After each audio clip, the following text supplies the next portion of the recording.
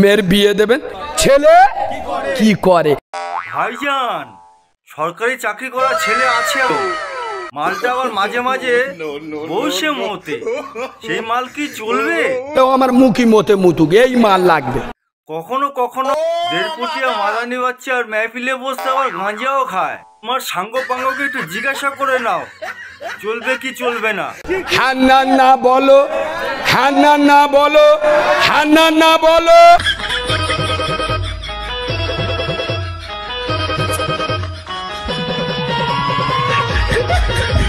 এই মাল তো খুঁজ দিস গো। নমস্কার। নমস্কার। কেমন আছো তোমরা সবাই? আমি ভালো আছি। আজ এই ভিডিওটা দেখার পর মনে হচ্ছে আর ভালো থাকা যাবে না, কারণ মাঝে মাঝে হয়তো গালমন্দ বেরিয়ে যাবে, তাতে কিছু মনে করো না। আচ্ছা ঠিক আছে। ভিডিওটা তোমরা কেউ স্ক্রিপ্ট করবে না।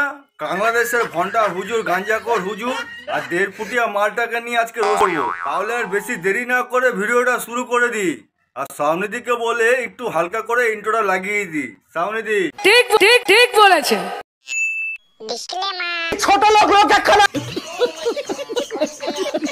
যদি বাংলাদেশ দখল করতে আসে, ভারতীয় সেনাবাহিনী যদি বাংলাদেশ দখল করতে আসে, তখন দাওয়াতের ভাষায়, তাবলীগের ভাষায় কথা হবে না, কথা হবে তরবারির ভাষায়, কথা হবে AK-47 এর ভাষায় কথা হবে।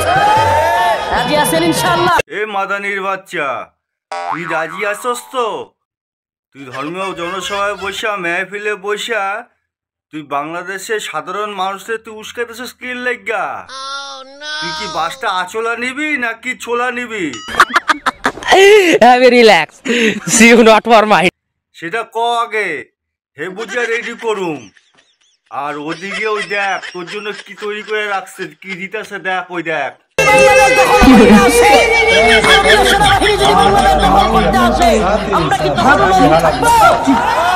আমাদের ঈমানের দাবিতে প্রয়োজনে শহীদ হয়ে যাবে।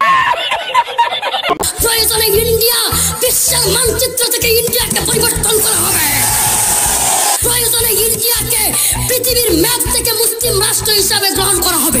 মাদানি এরকম করিস না, এরকম বলিস না, এরকম বলিস না। ওই দেখ দাদা কিন্তু রেগে গেছে। আর একটা আলপাল কথা বললে পোকা চোদা খুলি উড়িয়ে দেওয়া।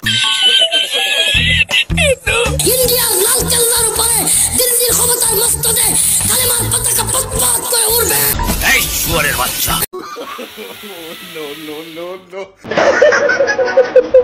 এই লুঙ্গি মাদ্রাসা ছাপ বন্ধ যা পেলাম, এ তো পাকিস্তানের পচা খালপাড়ের মাল এটা। তাই আমি মনে মনে শালা ভাবতেছিলুম যে এই মালটা শুধু ভারত বিরোধীদের কথাবার্তা বলে কেন। দেড়ফুটিয়া পচা খালপাড়ের মাল, তার গন্ধ সঙ্গে বুঝতে পারলুম। বাচ্চা যদি হিম্মত থাকে একটা ভারতের বুকে একটা আঙুল তুলে দেখা। তোরা যদি আমেরিকা কিংবা ইসরায়েলের ভূমিকা অবতীর্ণ হোস, আমরা তালেবানের ভূমিকা অবতীর্ণ হব ইনশাআল্লাহ। চুরির ভাই, এই মাদানির বাচ্চা বলছে আমাদের ভারতের প্রধানমন্ত্রী নরেন্দ্র মোদীর জিভ নাকি টেনে ছিঁড়ে ফেলবে। এই মাদানির বাচ্চাকে কিভাবে যে ওকে বলবো তার আমি ভাষা খুঁজে পাচ্ছি না। তোবা তোবা তোবা, তারা মুড খারাপ করে দিয়া। আমার একটা আশা হইলো এই মোদির জিব্বাটা পাজিয়া ছিঁড়ে ফেলবো। আর একটা আলপাল কথা বললে খুলি উড়িয়ে দেওয়া তোমার কার কিচ্ছে। খতম, bye bye, tata, good bye, Gaya. এই গুজরাটের কসাই, ওরা যদি বিশ্ব মুসলমানরা আমারে ধইরা দেয়, আমি ওর জিব্বাটা নিজের হাতে ছিঁড়ে ফেলবো। আশা রইলো এই অমিত শাহ, গুজরাটের কসাই মোদি, এই দুইটার জিব্বা কেটে ফেলবো। বলছি মাদানের বাচ্চা, তো লুঙ্গি তুলে যদি তো চুলের মধ্যে কাঁচা লঙ্কা তুলে দেয়, কেমন লাগবে তো? ইন্ডিয়ার লাল কেল্লার উপরে দিল্লির ক্ষমতার মস্তদে কালেমার পতাকা পতপাত করে উড়বে। তুই শালা হচ্ছিস 20 মাল। আমার মনে হচ্ছে তোকে এখন অন্তর্বর্তী সরকার ডেকে নিয়ে এসেছে কিছু পয়সা দিয়ে শুধু এই ধরনের উস্কানিমূলক কথাবার্তা বলার জন্য। বলেন কি? भैया आप कुछ नहीं बोलेंगे इसको? बकवास बंद कर कुत्तिया, हरामदिया, खनजीरा, लांतिया, दलिया, बगैरता, जानमन हरामदिया, प्योर हरामदिया, ओरिजिनल हरामदिया। দেখলাম বাবরি মসজিদ আমাদের শত শত বছরের প্রাণের মসজিদ, বাবরি মসজিদ ভেঙে দিয়ে তারা রাম মন্দির বানিয়েছে রাষ্ট্রীয় সিদ্ধান্তে। এতদিন মমতা ব্যানার্জি, আরে বাবা কি দরদি, কি দরদি। তিরকুটিয়া হালবারের মাল, তুই যে এইভাবে আমাদের মাননীয় পিসিকে উল্টো পাল্টা বলছিস, তোর পিছনে যদি কাঁচা লঙ্কা ডইলা দেয় মোগার ভিতরে, তাহলে তখন তুই কি করবি? বাবরি মসজিদ আমাদের শত শত বছরের প্রাণের মসজিদ, বাবরি মসজিদ ভেঙে দিয়ে তারা রাম মন্দির বানিয়েছে রাষ্ট্রীয় সিদ্ধান্তে। এতদিন মমতা ব্যানার্জি, আরে বাবা কি দরদি, কি দরদি। কারা এরা, কি বলে, তো মহা মুশকিল ভাই। পিসি মালটাকে চিনতে পারছো না? কারা এরা? মালটা হচ্ছে বাংলাদেশের মঞ্চে বসে ভুলভাল কথাবার্তা বলে যাচ্ছে তোমার সম্বন্ধে। এর নাম হচ্ছে রফিকুল মাদানি, একে আমরা ভালোবেসে ডাকি মাদানির বাচ্চা। এখন মুখোশ উন্মোচন হয়ে গেছে, মুখোশ উন্মোচন হয়ে গেছে। আর একটা আলপাল কথা বললে বোকাচোদা কুলি উঠিয়ে দেওয়া। আরে মাদানির বাচ্চা, তোরে বইলা লাভ নাই, লাভ নাই। কারণ হইল তোর দেশে নেতারাই যদি এরকম আন্ডু মাল হয়, কয় নাকি করোনার থেকে নাকি শক্তিশালী। শালা এগুলি তার কাটা মাল না? করোনার চেয়ে শক্তিশালী। কি কি কি কি কি আরে বলুন কি? আমরা করোনার চেয়ে শক্তিশালী। তোরা কে রে তুই? জাতি হিসাবে আমরা শক্তিশালী। চুরির ভাই, এই ব্রেকিং নিউজ, যেটি হচ্ছে বাংলাদেশের স্মার্ট বাংলা দেখতে গিয়ে ব্রিজ ভেঙে বহুত মানুষ আহত হয়েছেন। দেখো দেখো দেখো। আমি ছাত্রলীগকে বলতে চাই, আমি তোমাদের কাছে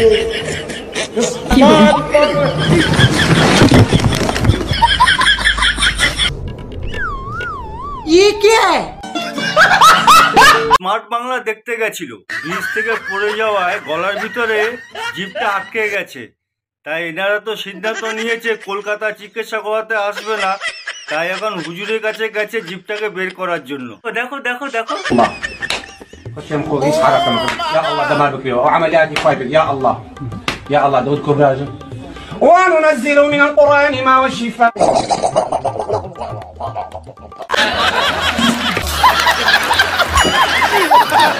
বাংলাদেশের হুজুর মানে বিনোদন, আমরা সেটা সকলেই জানি। কিন্তু ধর্মীয় জলসায় বসে এমন মুজদাগিরি কথাবার্তা বলবে, তা হয়তো আমরা অনেকেই ভাবতে পারিনি। আই এম অবাক। বলছে দুবার শহীদ হয়েও বেঁচে গেছে। হুজুর, আপনি কবার শহীদ হয়ে বেঁচে গেছেন?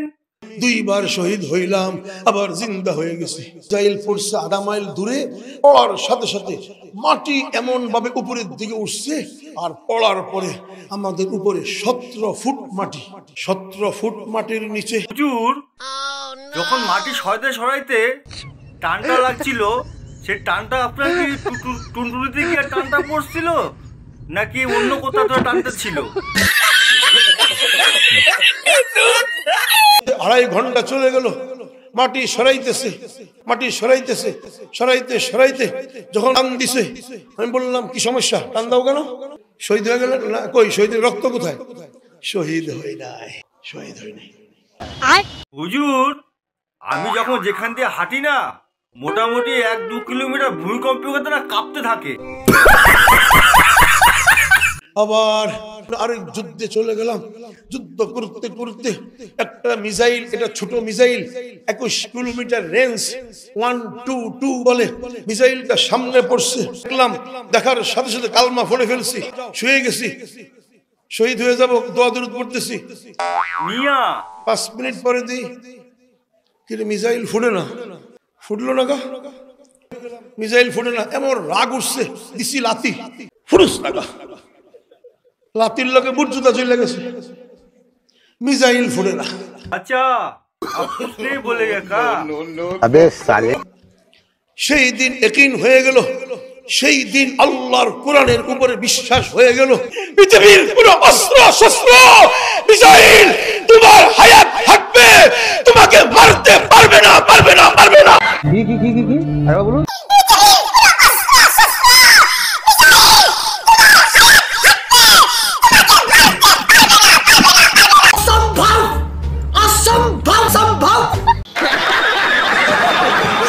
আরে ভয় নাই তো, ভয় নাই। যদি গজলাতুল হিন্দে ডাক আসে ফিরাউন ব্রেক মারবে সিনা প্রাচীরে পাহাড়ের মতন একদম সুটান দাও স্টেপ বরাবর বাবা। মুরব্বি মুরব্বি মিয়া আপনি এক কাজ করেন, এত যুদ্ধযাত্রা কিছু করতে হইব না। আপনারা শুধু আমাকে বর্ডারের সামনে এসে এই ধরনের একটু মুজরাগিরি করবেন, তাতেই আমরা হাইরাই যাবো আর আপনারা বিজয় হয়ে যাবেন। কথা কি ক্লিয়ার না বেজাল আছে? এই ভারতের সৈন্য আসতেছে, বেশি দিন বাকি নাই। ভারতের ইস্কন গাড়ি নিয়ে চলে আসছে বর্ডারে। গাড়ির লাইন বাংলাদেশে ঢুকবে তারা। মিয়া আপনি যে এতক্ষণ ধরে এই করে যে বকলেন, এদের লাগো যে এত মুজরাগিরি করলেন, এরা কি আইবো শহীদ হইতে? আপনার কি কন? আপনি জিজ্ঞাসা করেন। একটু বালা কইরা তাকায় বাংলাদেশের মানুষ না, দেখছেন আমি বললাম না, কয় একটাও না। দেখলে বলে হুজুর সর্বোচ্চ কোথায় মাহফিল আছে। ধনকে দেখলু তুই ননিস না, মনকে চিনলু না, সোনাকে চিনলু বানাকে চিনলু মনুষ চিনলু না। ধন নাই বলি মোর পাকে মনে তার কাজে উঠি গল, ধন আছে সিনা মন নাই তাকে তুই জানি না।